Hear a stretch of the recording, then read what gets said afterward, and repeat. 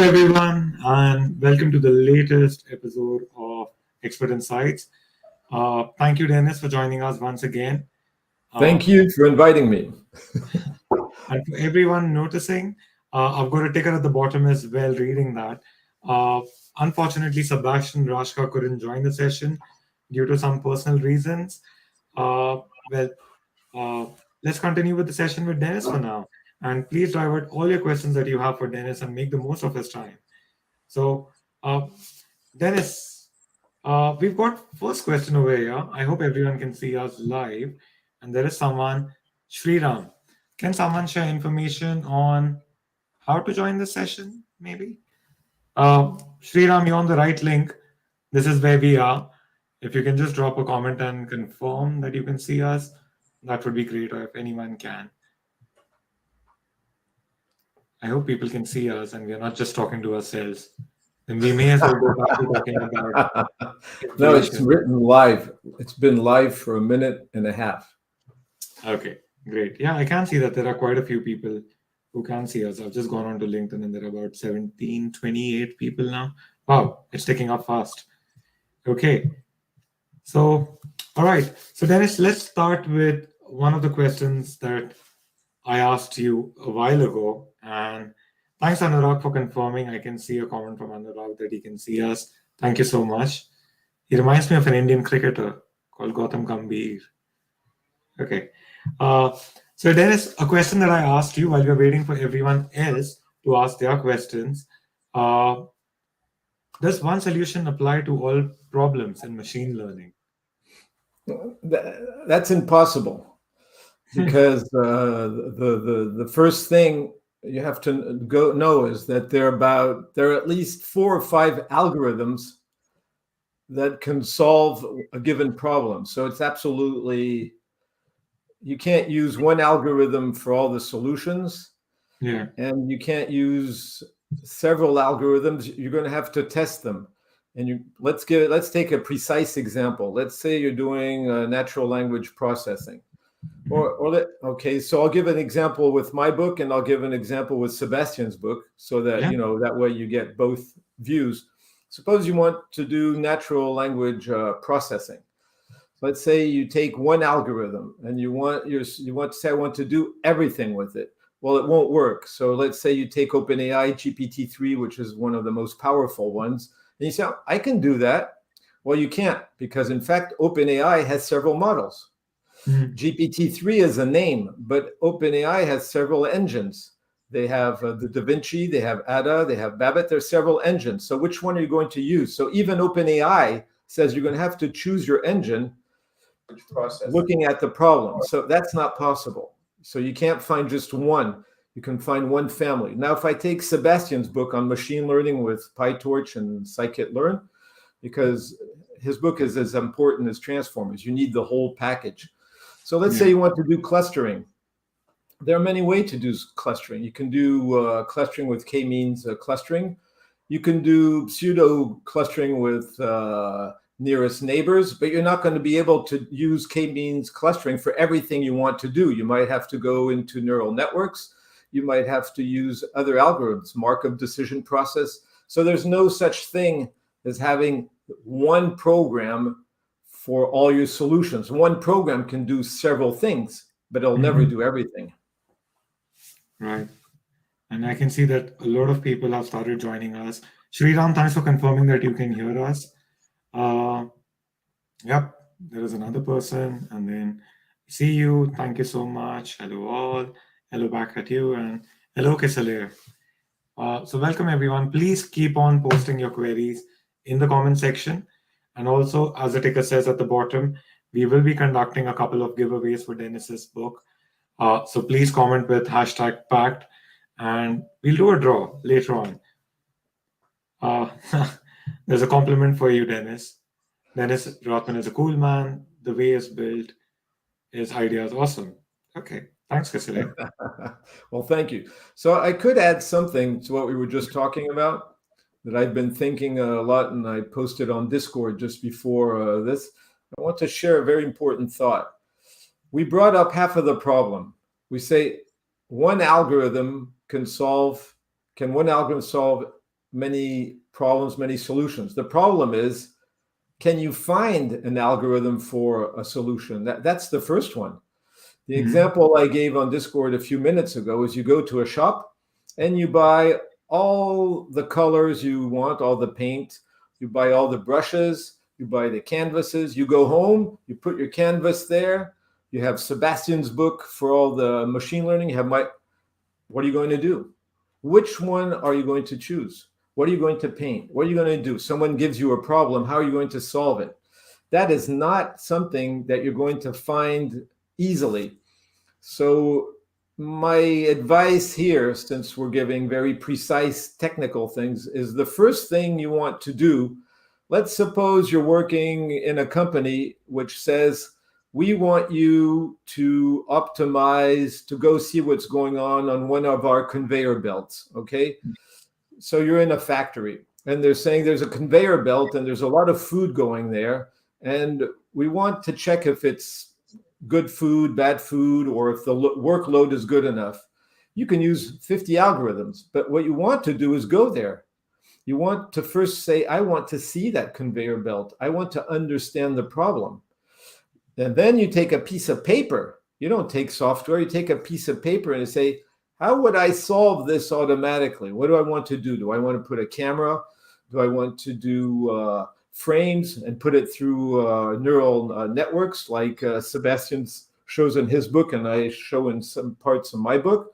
What do you want to do? Or you just want to pick up the data and make clusters and do calculations? Now you can, if you're talking about social media, the same thing. The company says, we want you to go on Twitter, Facebook, TikTok, Discord. You want to tell us if our product is well received or not. You can take, I don't know how many algorithms to do that. But the first thing you want to do is manually. You want to be the customer. You want to look at their products. You want to go buy maybe if it's food or chewing gum or soda. You want to test the clothing or go to their shops. Then you take a piece of paper again and you look at the impression you get as a human watching all these tweets or posts. Then you can choose an algorithm that fits the way you think.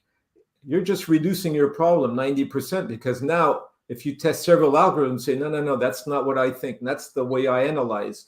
So you'll be able to choose between Hugging Face, OpenAI, or other ways of doing things, or in Sci-kit Learn, choose one of, in Sebastian's book, one of the algorithms in Sci-kit Learn, which is an extremely complete library of machine learning programs. Yeah, to that. So Filippo is asking, yes, Filippo, the session will be recorded. It will be available on LinkedIn and on YouTube. If you can't find it, just drop me a DM after the session and I'll share the link with you. There's so many messages coming in. Nice to see you, Tushar and Dennis, whoever this person is. Nice to see you as well. And I know Noro, so yeah, great to see you again, Noro. Dennis, there are a few queries, so let's begin with this one. Sheila asks, there are so many NLP topics out there. What would you recommend a beginner in NLP to learn first? You can see that in this session, there's a leitmotif. There's a thread. There are many tools. It goes back to the shop. I'm going to the shop, and my shop is full. I want to paint. It's full of tools. Maybe I can spend $10,000 buying all the brushes, but what tool do I need? So it goes back to your first question. There's all that out of there. What should I learn first? What should I do? What should I choose? And now it comes back to this NLP program. The same rule applies. First, you go look at linguistics. Natural language processing is language. What about your grammar? Where are you in grammar? Where are you in vocabulary? Where are you in comprehension and phonetics? Where are you in your expression? So you're the factory in this case. Before I was saying, go to the factory and see how this works. Or I said, go on social media and check it. No, you have to go into yourself. Let me give you a very interesting and amusing sample. You take semantic role labeling. Okay, that's very technical. You'll find these techniques either in Sebastian books or my book, whatever. Okay, so semantic role labeling. Okay, this was invented by fabulous linguists. These people they're way above us. They were thinking maybe we will be able to analyze foreign languages this way. So what is semantic role labeling? So someone that hasn't studied grammar, vocabulary, comprehension, expressions, why? Well, I'm going to use semantic role labeling because it takes a sentence apart. It looks for the verb, and it takes the verb.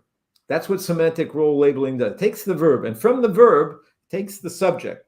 Then it finds the agents. Then it has all this vocabulary to split a sentence into pieces with semantic role labeling. So someone might tell you, the best way to start is go to semantic role labeling. And you say, oh yeah, I'll do that. Problem is, it only works one time, 50% of the time. You have a chance out of two. Let's say I'm talking to Tushar. I say, Tushar, is the weather nice today where you are? Yeah, cool. Where's the verb? Where's the verb? Or Tushar says, how are you today? Fine. No verb. Hey, no verb, no semantic role labeling. You'll get a null result. If you put a sentence in with no verb, it'll just give you a null answer. So now you just purchased a tool. You spend 2 days understanding it, and it can't process 50%. And if you're on social media, probably maybe 90%. Okay, because are you cool to? Yeah, no, cool, super, nah. So it won't work.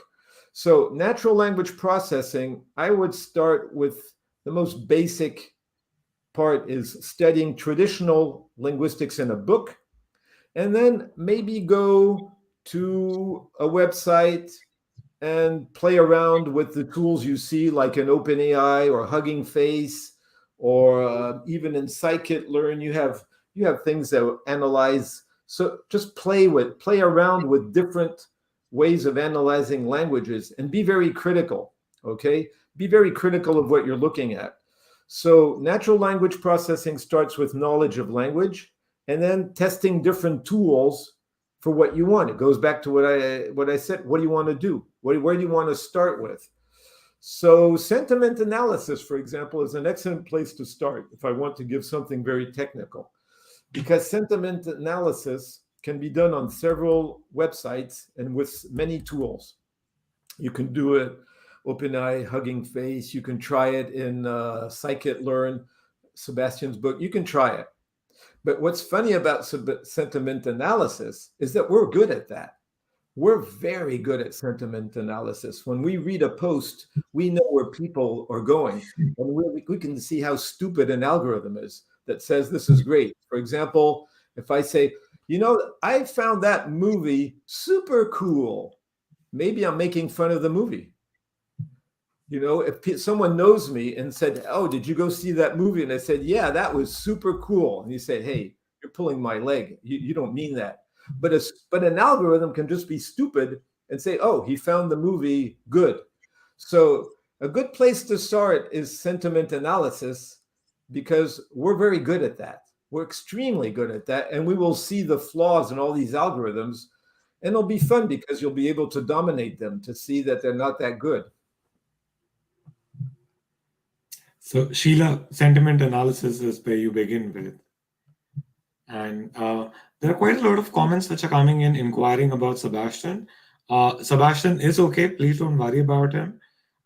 He just had some personal work due to which he couldn't make it at the last minute. And he apologized quite a bit and just asked me to convey it to all of you. So, yeah, please don't worry. Everything is okay with Sebastian.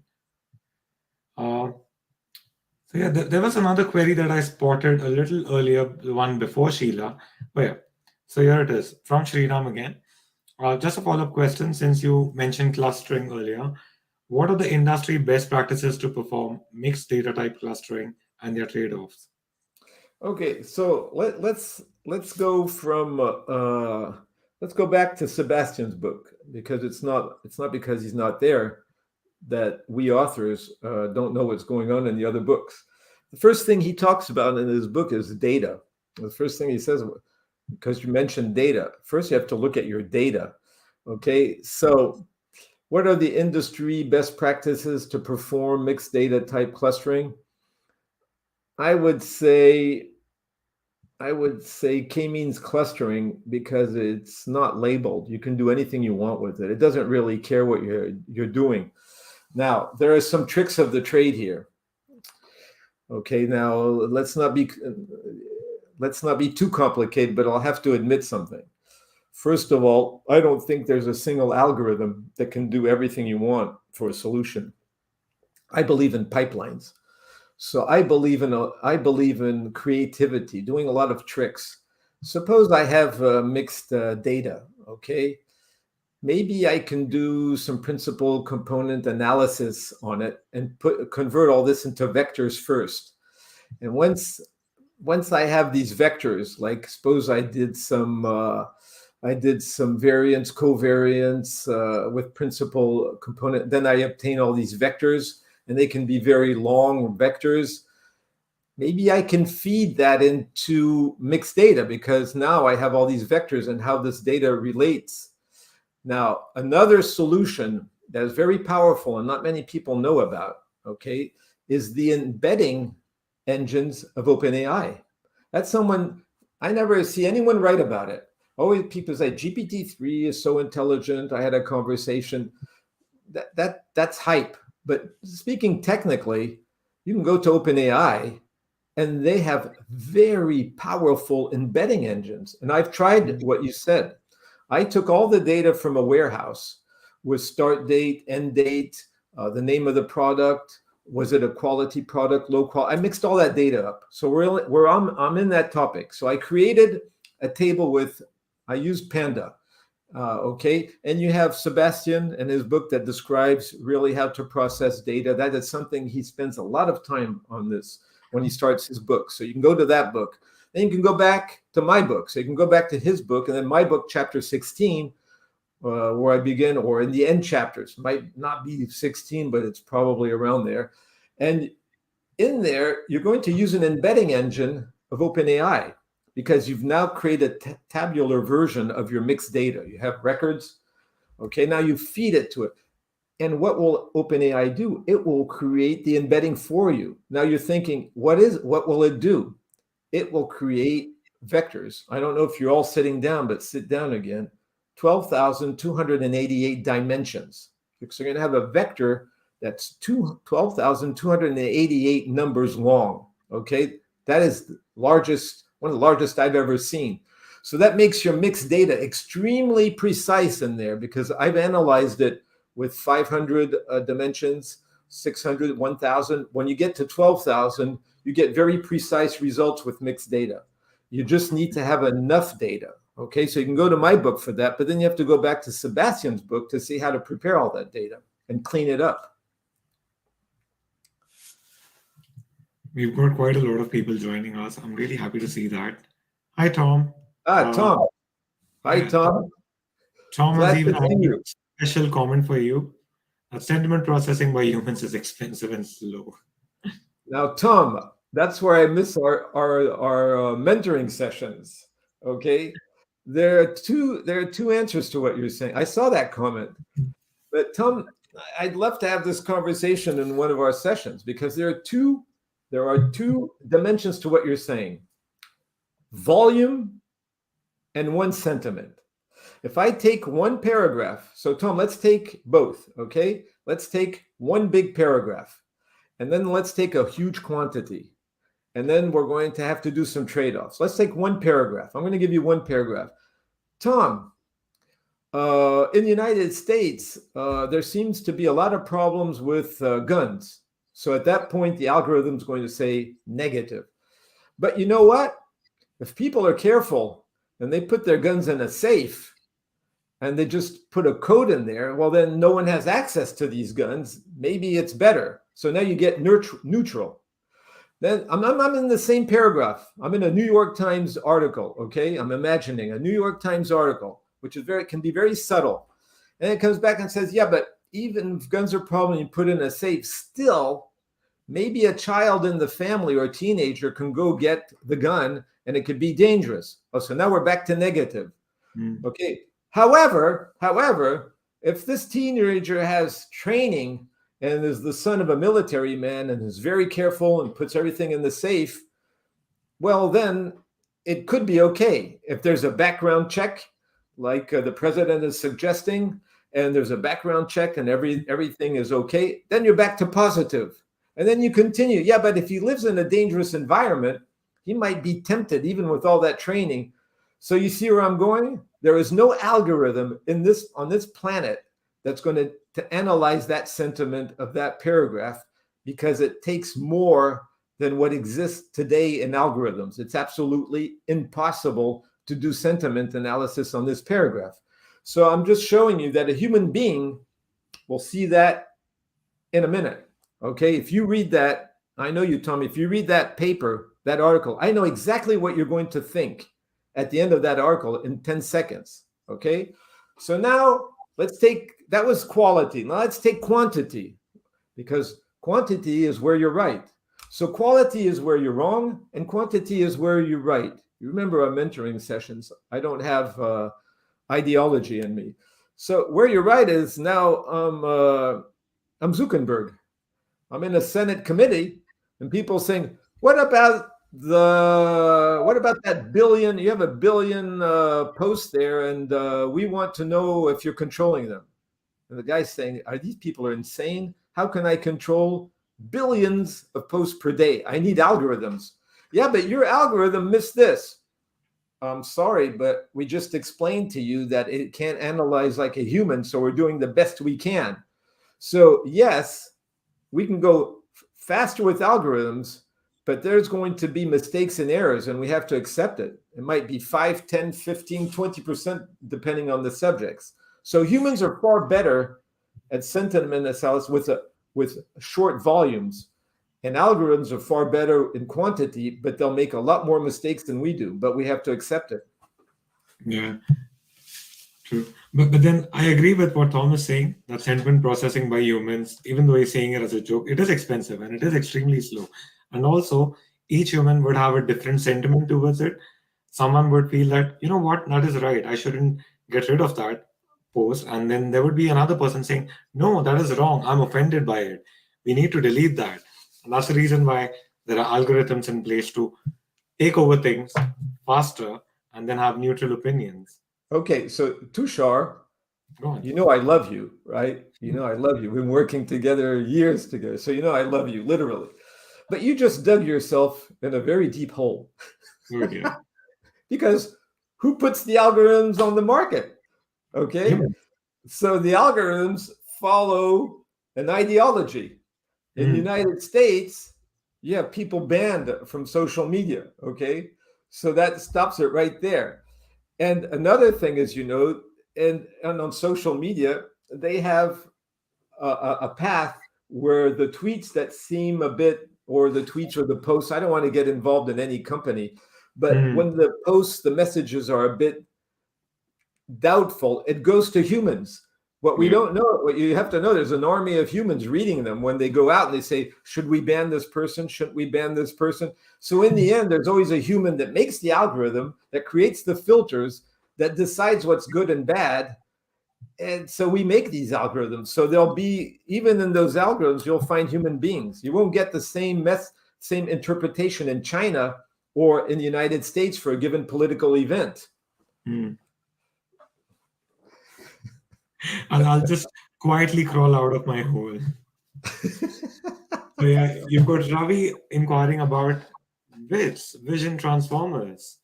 So yeah, what is your take about vision transformers, Dennis? Okay, so I think I worked on vision transformers on VIT Clip and DALI, and they're in chapter 16 of our book. It's becoming, let me explain, it's extremely powerful, and it might be even too powerful. These transformers are going far beyond what we've ever seen. If you look at DALI, the latest versions, it can recreate images from words, because it learns words and images together, like Clip does. Clip does this. They learn images and words together. So I would say that they are far better than anything that existed in the past.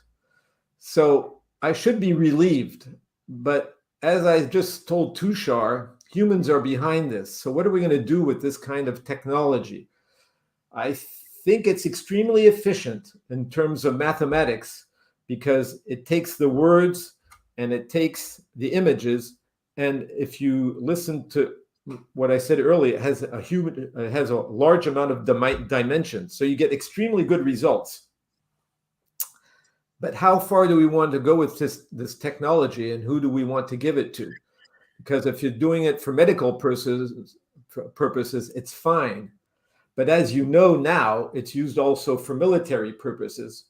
So I have to mention that word since people have forgotten about it. So I would say for health, yes, but it's extremely powerful in terms of imagery. It's far powerful. So if you use it for bad reasons, for controlling people, watching people on the street. So at the same time, I'm so happy when I play around with it. It's extremely powerful because you put the words and the images together to teach it. And then it can give you images for words, words for images. At the same time, it's maybe we human beings are maybe not that good at managing technologies that powerful. So it's awesome in the real sense. It's awesome in the sense, wow. And it's awesome in the sense, oh. Yeah, it is quite different from what vision problems used to be back in the day as compared to what Transformers is doing. I think Arben is actually taking us back to one of our original questions, but this is for Transformers. So yeah, just have a look at it. Given the fact that Transformers perform state-of-the-art algorithms in many areas, does it make sense to spend time with other approaches? From what I have seen so far, if you have the input and output structured in your data correctly to describe your problem, you can solve almost any problem. Now, Arben, that is a question with no general answer. Let me tell you why. Suppose that I have a simple problem to solve. Okay, I don't need the power of transformers. I'm going to go straight to Sebastian Raschka's book. I'm going to go to Sci-kit Learn. I'm going to take a little algorithm that's open source, and bammo, I'm going to solve my problem in a few seconds, a few minutes. I mean, the Sci-kit Learn is extremely complete. I've read the documentation at one time during vacation. It's extremely complete. So if I need something not too complex, why wouldn't I use Scikit Learn? Why would I bother going to OpenAI or hugging a face and do all that training when I have this simple math that can solve a problem? And I know that Tom is around too because he's here. Some problems can be solved with SQL. You can just write a query and solve a problem. So why would I even need AI? So if I can solve a problem with SQL, I'm not going to bother with everything. Then I'm going to go to Scikit Learn, and I use Scikit Learn a lot personally because I like a lot of the math in there.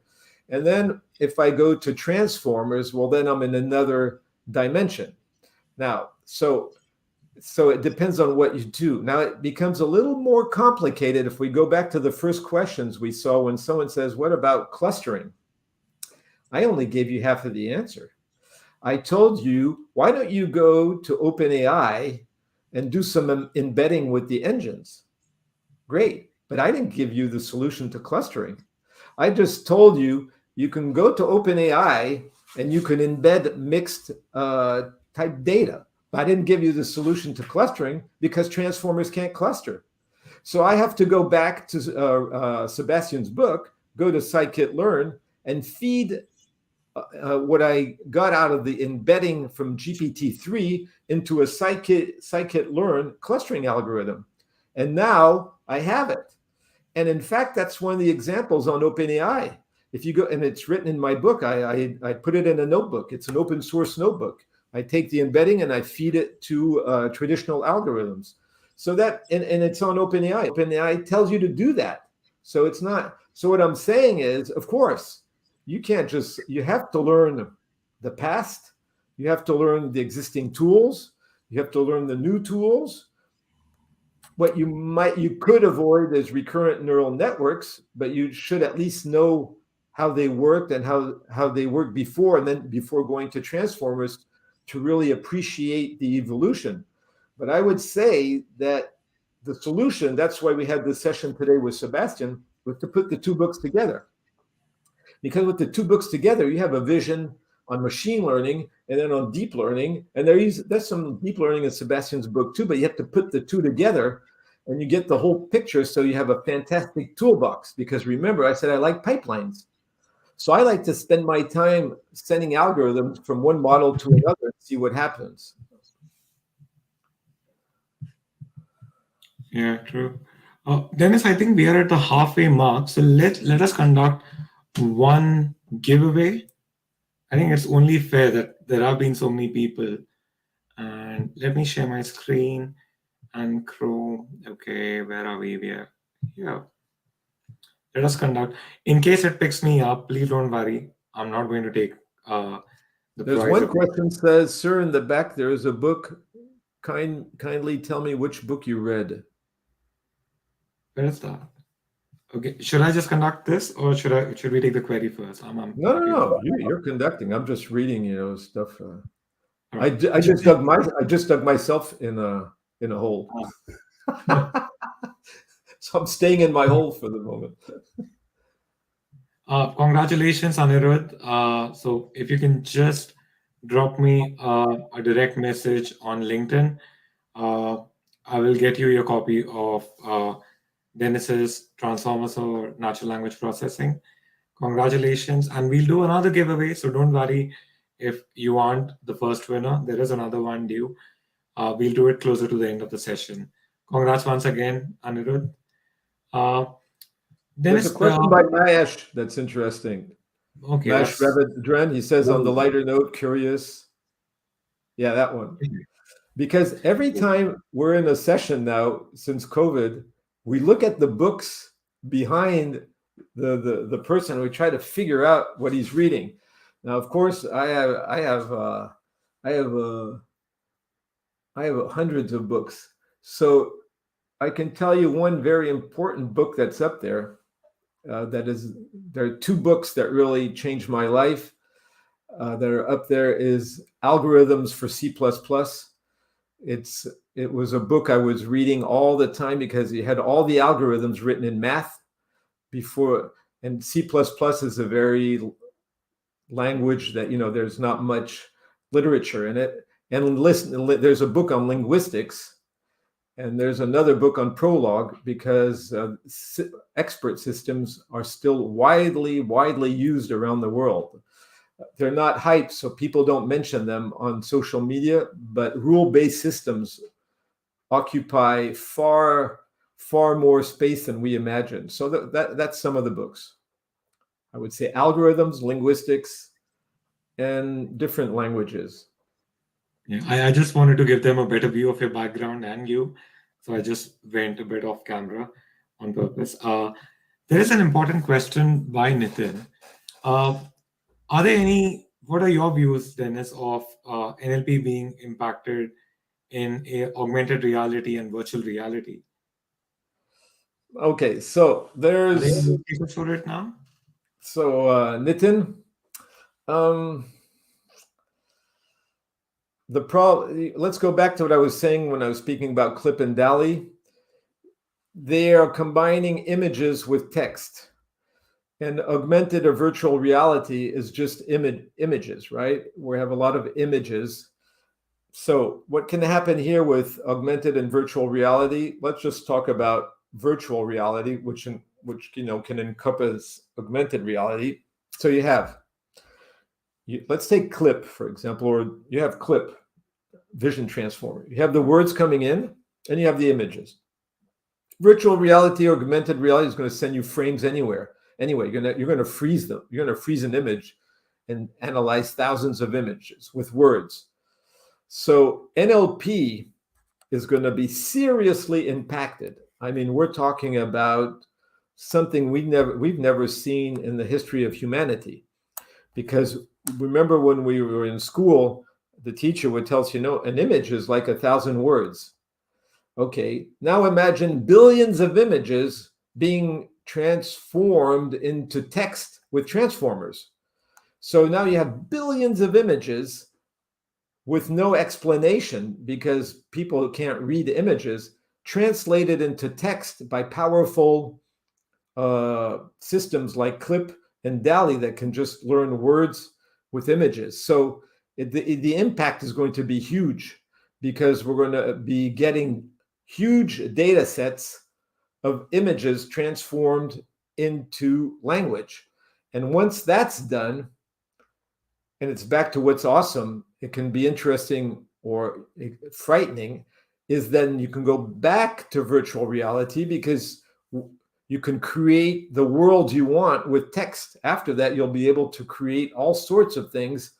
And I'm not sure we're going to be able to see the difference anymore between virtual reality and real people. And it's going to become a bit complicated. So in the end, the impact is huge.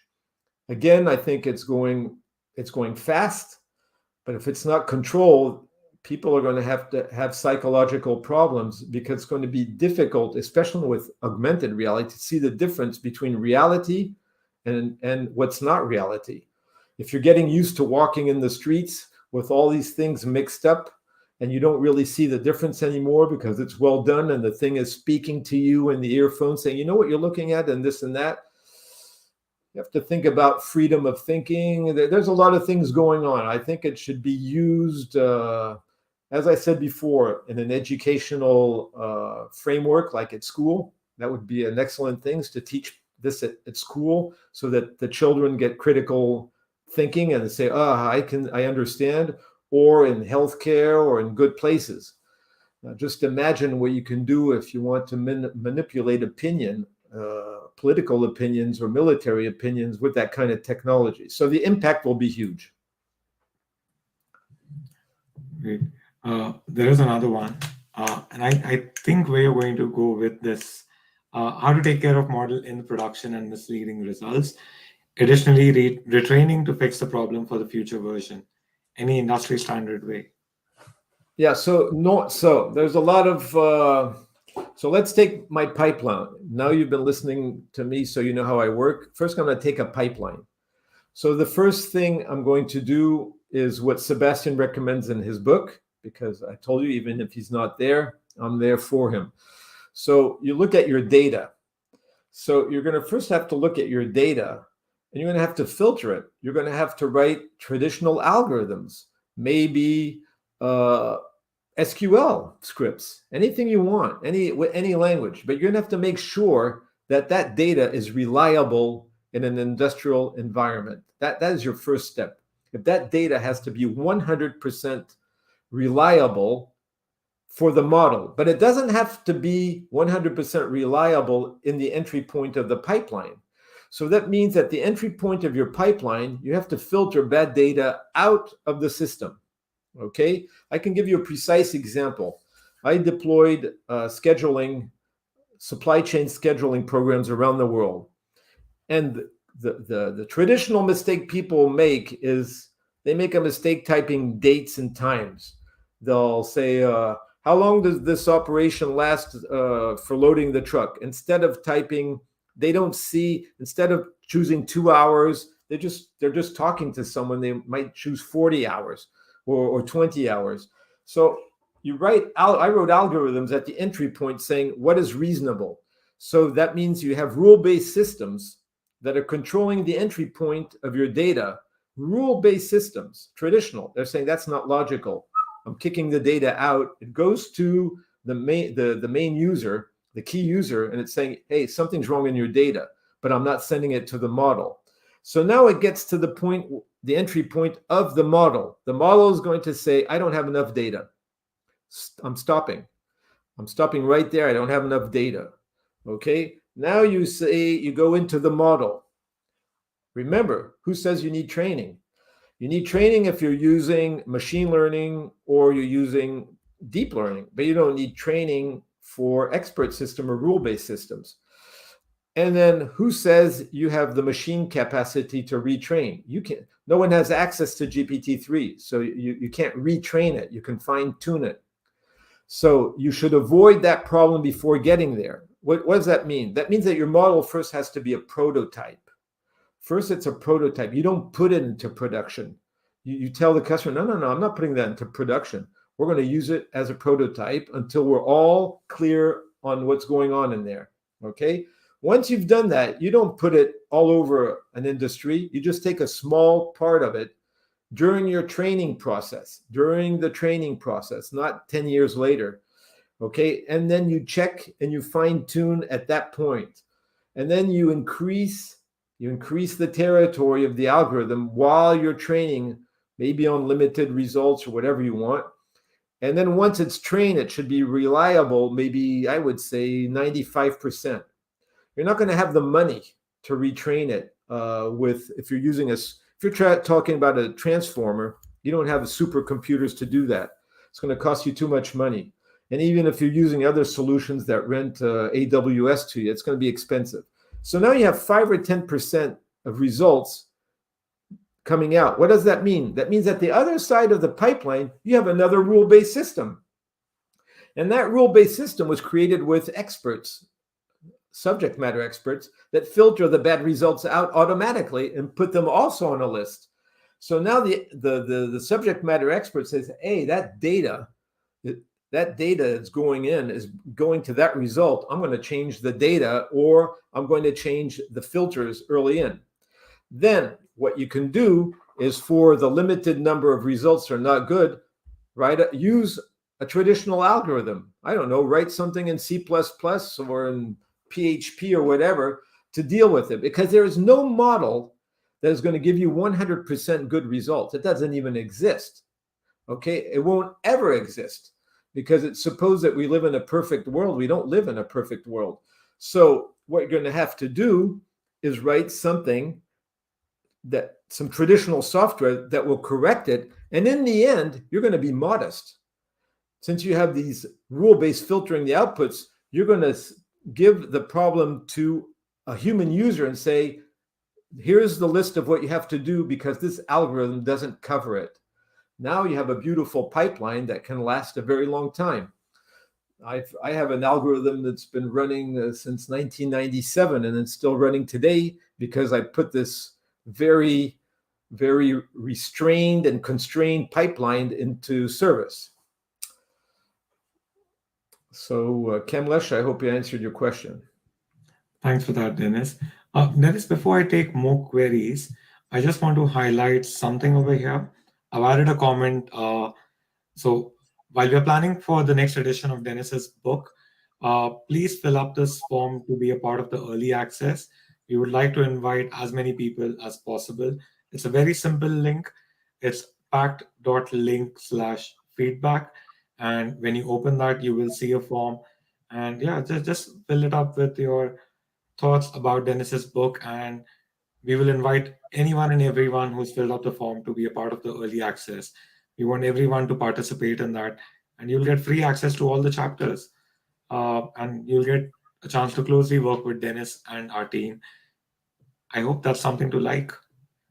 There was another question by Sriram, and it's about the assumptions of linear regression being violated and relaxed for the sake of simplicity and explainability.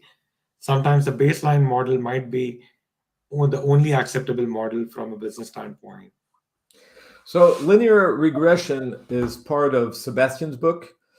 And there's an expert here, Tom is around. He's pretty good at linear regression. So linear regression is a powerful tool. So let's say, for the sake of simplicity and explainability, the thing is, it depends on the precision of what you want. Suppose I'm using linear regression to find if someone has a cancer or not. I'm not going to be relaxed. I'm not going to be relaxed at all. So, because if I make a mistake and that is put into production, and someone says, "Well, you don't have cancer. We did all these tests on your health parameters, and it doesn't look like you're a patient at risk."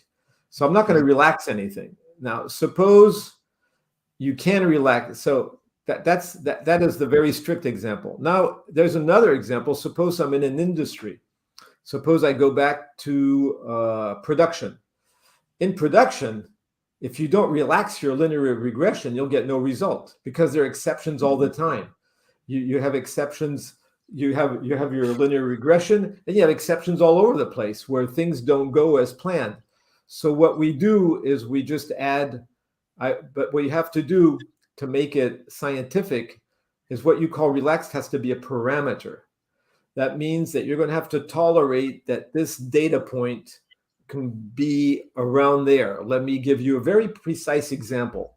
Suppose I have a linear regression, a nice little one, and I have this cluster here.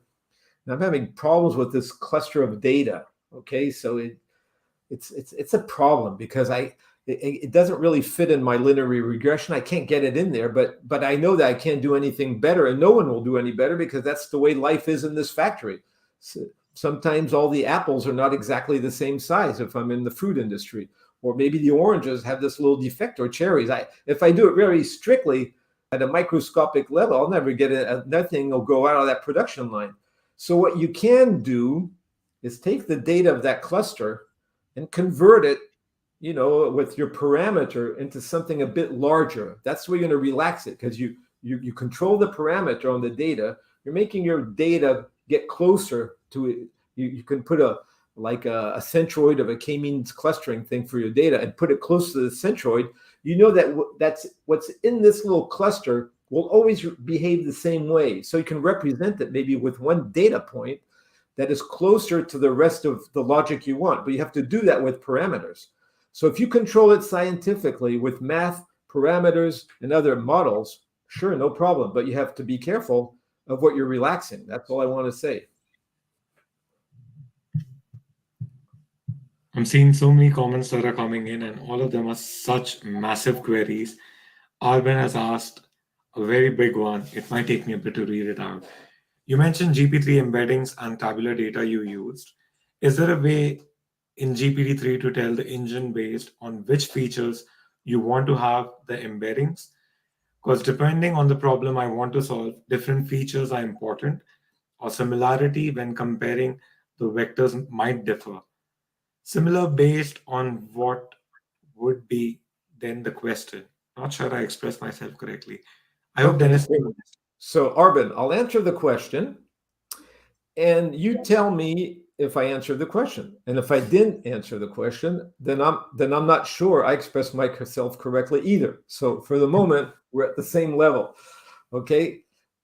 Let me tell you what I did. Okay. I went to GPT-3, and there were about 4 engines that I found interesting. One with not many dimensions, like you have Ada, and then all the way to a lot of dimensions with Da Vinci. I took the data, the tabular data from my warehouse data, and the first thing I did is I put all the data in there. I put all the fields, okay, the features in there. I didn't like the results. I said, Dennis, you're stupid. Okay, you're trying to do embedding, but you're putting things that really have nothing to do with each other. And I'm trying to get specific types of answers out of the system. So what I did then, since I did it with pandas, I only fed the features I wanted. I didn't give them the rest. So you can filter them out. In fact, in your notebook, when you're working, you can say, no, I'm only embed this. So what you can do is just like a thinking process, or like if you're cooking a meal, you're saying, I'm going to put a little salt, I'm going to put a little pepper, I'm going to put a little spice, I'm going to put a little water. So what you do, that's why I did it in a trial and basis way until I found exactly what I wanted, because I was looking at the relation between some products and their late arrivals at one point. So I would say, to take your question to part, you take the tabular data, and then I just load it in the notebook. But then after, I only feed the embeddings that I think are good in my philosophy. And then depending on what I want to get out of it, then you can do check boxes or whatever you want, like in Excel, and ask it to create what you want. So you have to be creative at that point. So did I express myself correctly, Arben? Are you okay on this? We'll wait for Arben's response, and while you're waiting, let's take up Raj's queries. What is your point of view on the quantization of transformer models? What is the feasibility of embedding them? What is the trade-off there, if at all? So it's a three-in-one question. Okay, so the quantization of transformer models. So Reg, to be sure, because I know you through our posts, are you speaking about, okay, so Arben is satisfied. So we both expressed ourselves correctly. So let's go back In to the end, the yeah. other question now. Flip it back, please. Yes, I'll just try and find it. There's so Reg, many. okay. So let me be sure I understand. Quantization of transform models mean they're going to produce something that is being like vectors, okay, in numbers in the embedding process. What is the feasibility of embedding them? So are you saying using them for embedding or embedding the model itself? So the only thing I see here, Reg, is using it for embedding. Is that what we're talking about? Using transformers for precise quantization, embedding. So while you give me your answer, maybe I can answer another question. Yeah. So my question is, are you talking about using transformers for embedding? Let's see. While you're waiting for him, we'll take another one. What do you think about DLib++ library? Well, these are good. These are good libraries. Okay, I've used them a lot. These are good libraries. I'm not going to criticize any library, any solution, any algorithm, any person, any author, any thought. So you know, we'll get something out of me. So what do I mean by that? There's a productivity to any tool, any product, any idea. So if I take a hammer, let's suppose DLib is a hammer. Okay, with the hammer, I can use it, for nails. I can hit things with nails. Maybe I can hit a piece of sheet metal, but I can't use it as a screwdriver. Okay, so the productivity of my hammer has a limit. That's the same for any library on the market. It can do things, and then it reaches a limit, and you have to choose another tool. So and while we're at it, I apply this to libraries. I apply this to ideas, to countries, to everything. There's always something true in what someone says, sometimes or uses. Sometimes it's small, sometimes it's big, but there's something to it, or it wouldn't exist. So Raj Raj, has come back. okay. So embedded devices. So do you mean embedding transformers in a device like a smartphone or something like that? I guess yes. I think that would be the thing. They already are. You have transformers in everything. You have transformers in Google search. You They have started with transformers Google in search. YouTube. Now the problem is device, because what's going on at Google is that they're using huge servers, and they're just we're like we do Google search, but it's not on our device. It goes all the way back to their servers. Now there are some exceptions probably in our cameras or stuff like that, but these are very small models, very tiny models. So you can't put a big model on a small device, though they don't take that much space. I don't. To answer you frankly, Raj, since we go back and forth on all the posts, I wouldn't put a big transformer on any device. I'd use a server and I'd go through an API. That's what I would do. I wouldn't even bother today. So you can do it. Yeah. So quantum computing is a fascinating subject. I dealt with that in Artificial Intelligence by Examples, second edition, chapter 19. So quantum computing cannot be used at all within within this whole session, because for a quantum computer to work, it has no memory. Remember that a quantum computer has zero memory, nothing, which means that you have to prepare everything before, then you send it to the quantum computer. Like IBM has a nice quantum computer. I've used their physical one. And then after that, since it has no memory, you have to interpret it again and figure it out. So I wouldn't manage the states of anything with a transformer with quantum computing. Quantum computing will be used, I think, first by Google, Facebook. I would say Google will use it first, then Microsoft. They'll use quantum computing for certain parts of the calculations they want to do, but we won't have access to it. So I wouldn't use quantum computing to manage the states at this point. Perfect. Let's take one last question, Dennis. I'm mindful of the time and also that you are quite busy. So there is one last interesting question by Mohammed. Mahmood asked, is tracking possible with transformers? For example, a patient with two text documents applying different transformers on each document and then combine them to improve classification. Mahmood, not only do I think it's possible, I think we shouldn't even think of avoiding this because I do not trust artificial intelligence in healthcare. So it's too dangerous. So Mahmood, not only would I use 2, I might use 5. I might use Sci-kit learning. I'd use at least. I'm so terrified by giving a bad answer that I would use, and I put a pipeline in there with at least 5 algorithms. Okay, I'm saying 5, I could say 3, but I certainly wouldn't trust 1. I think you should say, we can transform your sentence into, it is necessary to use several models when you're talking about patients to be sure that they reach the same result, because if they don't, I'm worried. So Mahmood, yes, absolutely.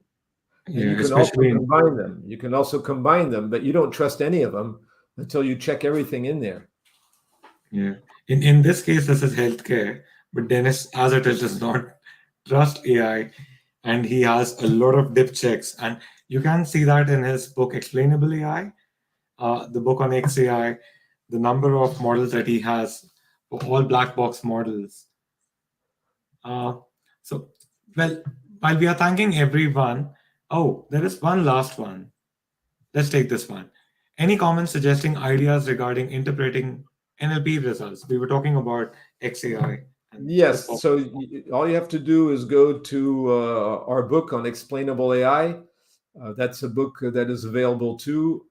It came after Artificial Intelligence by Example, of course. In that book, I described, like, you can use SHAP, you can use Lime, you can use several algorithms. I even in the chapter 12, I created a rule base. I showed a traditional rule based system. In the first chapter, I did a pipeline. It was for a doctor. There are several ways. Yes, absolutely.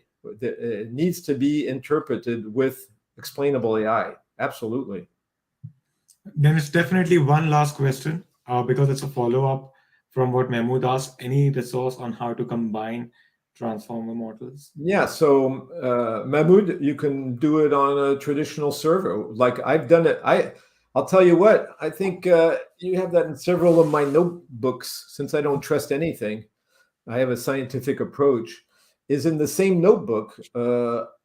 You can do it with simple sentiment analysis. I ran one with Alan and NLP. Then you can run it with several Hugging Face models. Then you can go to OpenAI, and then you can look at sentiment analysis, and then you can weep, because you will see that no one, in a complex paragraph, no one gives you the right example. So physically, what you do is you put it on a server. You have a data set.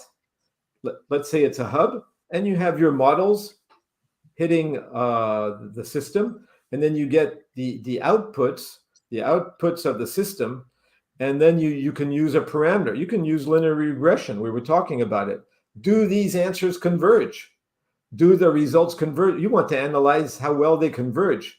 So you can even use typical vector spaces to say, well, that's funny. One says yes, the other one says no. Oh, the other one says yes, but almost yes, not quite yes. Or someone gives you a probability of 0.8, the other 0.7, the other 0.9. That's pretty good. But if one gives you a probability of 0.2 and the other 0.9, you have a problem there. So just run the different models on the same data set and then take the results and put them through something that'll analyze them in a vector space to see how well they fit together and how close they are to each other. And if they're too far from each other, you have a problem. You can do that with principal component analysis. You can do it with a lot of resources that are in Sebastian's book. Yeah. Dennis, I'm actually having a look at the GitHub of the book, and I would like to show that. And so you can see all the examples here live on GitHub. So the question that Nitin asked, interpreting black box transformer models, is chapter 14. And if you go on GitHub of the book, it's a public repository. So if you go there, you will see it over here. It's directly here, interpreting black box transformer models. You can open it in Colab, Kaggle, Gradient, Studio Lab. You can run the code live. You don't even have to worry about not having a supercomputer. They run on these servers. And Dennis, where was the other one combining it? Allen NLP. Which chapter was that? So probably they can have a look at it. Where did I combine? Here's the TOC. Do you remember that? Let's see. Where did I use two things? What is chapter 8? Legal and If you go, well, just to show how I did it with two things, you're going to have to look for it because fake news. If you take the fake news chapter, I use several approaches to figure out what's fake news and not. Yeah. You might find it in sentiment analysis. No, go to fake news. You'll see that I use several algorithms and I don't trust any of them. Yeah, I've opened it over here. And so, also, Mahmoud, I'm on LinkedIn, so you can ask me questions on LinkedIn if you want. You can have a look at the entire code repository directly over here. We've kept it open for the community, so it's not that we want to keep anything hidden. So yeah, you can have a look. Everything is here. You have this. If you go, you see that is Allen NLP. You're looking at that, and then if you go below again, then I'm using SRL. That's another model. So you got two models already: sentiment analysis and SRL. So you go here. You have that. Okay, that's the SRL I was talking about. And if you go down, you'll find other things. I use several algorithms. You can't trust one, of course. I agree with them. Then you go down, then you get another, you go down, and then in the chapter, you'll see I'm using other approaches. Yeah. So yeah, that's all of it over here. So it's completely open. So feel free to have a look at all of this code. And do ask me questions on LinkedIn, okay? Mahmoud, no problem. Yeah. Sriram is inquiring about the GitHub link. Sriram, if you drop me your direct message on LinkedIn, I'll share it with you. I don't have access to LinkedIn right now while I'm streaming live. I've just closed it. So, but yeah, I'll definitely share it with you. I have it open. So if you can just drop me a message on LinkedIn, I'll do that. Before we go away, Dennis, we've got one last raffle. So there is one more book to be given away. Let's do that. So let me share my screen again. And here's the giveaway. So yeah, Anirudh was the first winner. Anirudh, please drop me a note and I'll get you your ebook. And let's try it again. Let's see who our second winner is. I hope it does not pick me. Oh yeah, good. Jorge Deflon. Jorge, if you can just drop me a message on LinkedIn. I hope you're George Deflon. Yeah. I'm glad he won the book because he's very constructive in the posts I write on LinkedIn. I see George Deflon often in other posts as well. George? George is a thinker. Ah, great. So George, if you can just drop me a message on LinkedIn. I don't believe I'm connected with you, but at least it will help me organize the ebook for you. Congratulations, George and Anirudh. And thank you, everyone, for all your questions. You're welcome, Mahmood. And I really hope that if all the queries over here have been helpful and Dennis answered them well. Please feel free to drop me a message if you have any further queries, or Dennis, and we'll be more than happy to help you out. Join our Discord community if you still haven't. It is a lot of fun. Dennis keeps on posting interesting coding challenges over there. It's all about learning. So, all the best, everyone. Thanks a lot for being a part of the session, and hope to see you in the future again.